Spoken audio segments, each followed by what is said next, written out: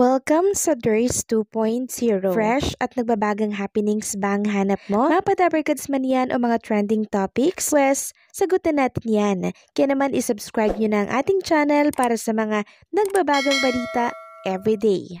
So ayan, welcome back again sa ating YouTube channel mga Kadaverkads. And for today's video, ang pag-uusapan natin ay tungkol sa mga importanteng ganap sa loob at sa labas ng Itbulaga. So exactly 13 days left na lang mga Kadaverkads at Pasko na. Ang katanungan nga po ng TVJ, sino po ang pinakamiss mo ngayong Pasko? Samantalang may panawagan naman po ang TVJ sa mga Dabarkads and syempre sa buong bansa. Para po ito sa GB5. Sabi nga dito, mga ina relationship kayo naman daw ang masusubok sa laro ng mga henyo. I-add to heart na yan at mag-audition na sa GB5 kung ikaw ay married, may boyfriend, girlfriend, jowang apam, kahit na anong gender pa yan, basta nagmamahalan. Perfect match kayo rito. So ito po ay isasalang siguro by February, buwan po ng mga puso. At kung ikaw ay 18 years old pataas, mag-audition na daw sa TV5 Media Center, Mandaluyong City from Tuesday to Friday, 3 p.m. to 5 p.m.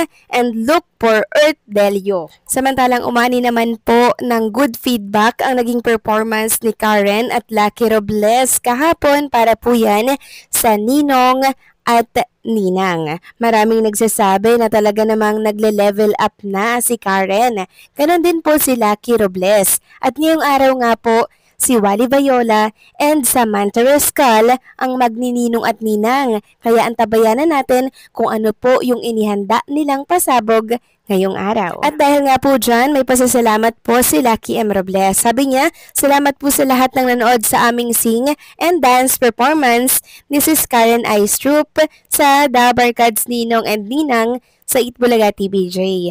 Salamat po ng marami TVJ Production Inc. and Itbulaga's opportunity maging ninong at tinang to Direk Kiko sa pag-guide sa amin sa blocking and dance choreography. Salamat po ng marami sa Batang Mama Academy of Dance and sa maneuvers. Thank you Mama Oreo Block, Ma'am Tyrene, Miss Mitz and Kuya Pedro and Hollow Blocks. Congrats sa atin sis Karen. So happy working with you. Salamat din ng marami sa mga nanonood ng Close Open. Husay nyo sa dalawa kong love na si Sis Clones Rochelle Santos and Jarrell John Dani. God bless Dabarkads. Salamat sa Diyos. So lagi pong very appreciative si Lucky M. Robles. Lagi po siyang nagte-thank you sa mga blessings, sa mga opportunity na binibigay po sa kanya.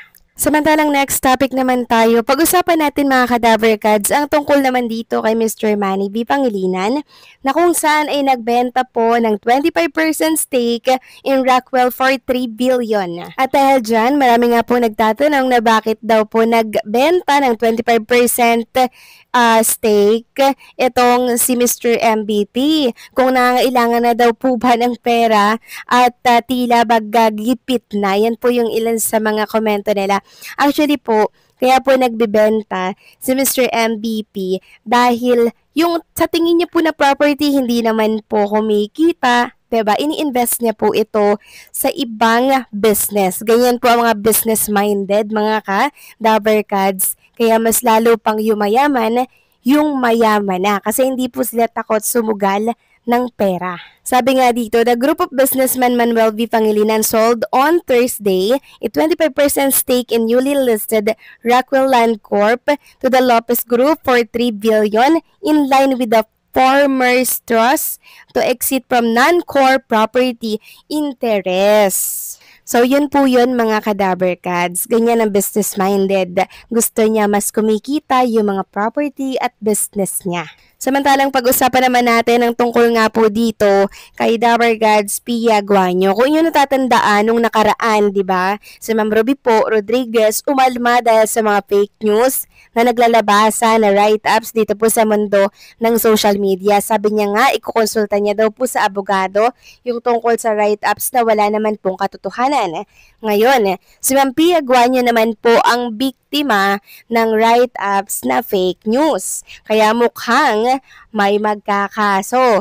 Sabi nga po dito mula ito sa Legends of Pinoy Showbiz. Shocking revelation. Pia Guanyo tuluyan ng binasag ang katahimikan at di umano'y inamin daw po ang anak niya kay Tito Soto. Walang ganun mga Kadaverkads. Wala, hindi po totoo to mga Kadaverkads.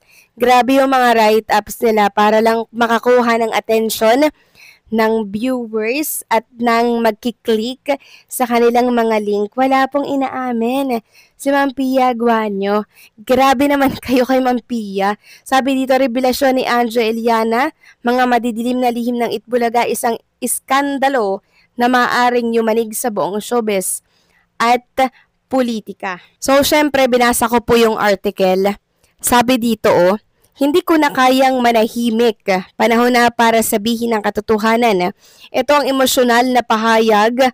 Ayan, may tinukoy na naman siya dyan, Pia Guanyo, na nagbibigay daan sa pinakamainit na controversial showbiz ngayong taon. Matagal nang itinago ni Pia ang lihim tungkol sa kanyang anak at sa umano'y koneksyon nito kay Tito Soto. Ngunit ngayon, tuluyan ang bubagsak ang pader ng katahimikan. So mga Kadaverkads, sa oras po na makita niyo po yung post na yan tungkol po kay Ma'am Pia Guanyo, hindi po totoo ang nilalaman ng article na to. Wala pong katotohanan na mayroon siyang inamin sa publiko na may connection po kay Tito Soto. Kung bagay mga paninira lamang po ito kay Tito Soto, kay Ma'am Pia Guanyo, walang katotohanan ito mga Kadaverkads. Kaya sa oras na malaman po ito ni Miss Pia Guanyo, for sure magrereklamo yun mga Kadaverkads, katulad po nitong si Ma'am Ruby Rodriguez. Hindi ko alam kung saan nanggagaling yung mga ganitong write-ups na wala naman pong katotohanan.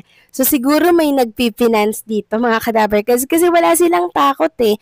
Wala silang takot na gumawa po ng mga write-ups tapos hindi naman totoo. So walang takot gumawa. Ibig sabihin, may taong nasa likod ng mga write-ups na to na nagkalat sa mundo ng social media. Hindi lang po isang page ang nagkakalat nito. Sobrang dami nila, iba-iba po yung pangalan na ginagamit mga Kadaverkads. At lahat yun, kasiraan po ng Daverkads, kasiraan ng Itbulaga, at lalo na ni Tito Soto. Grabe, 'di ba? Sana pa imbestigahan ito ni Tito Soto nang sa ganun malaman niya sinong source nito. Sino yung tao sa likod ng mga write-ups na fake news na to, 'di ba? Kasi hindi po matigil. Grabe, sa YouTube meron din po. Parang isa lang yung source nila, isa lang po yung parang isa lang yung write-ups, isa lang yung taktika nila, isa lang yung tinutumbok, ang siraan po ang Itbulaga at ang mga Daverkads. So hopefully, mapansin ito ng TBJ and syempre ni Tito Soto nang mabigyan po ng leksyon yung mga nagkakalat ng katulad ng write-ups na to. So anong sa inyo dito mga Kadaverkads? Please comment down below and don't forget to like, share, comment, and subscribe.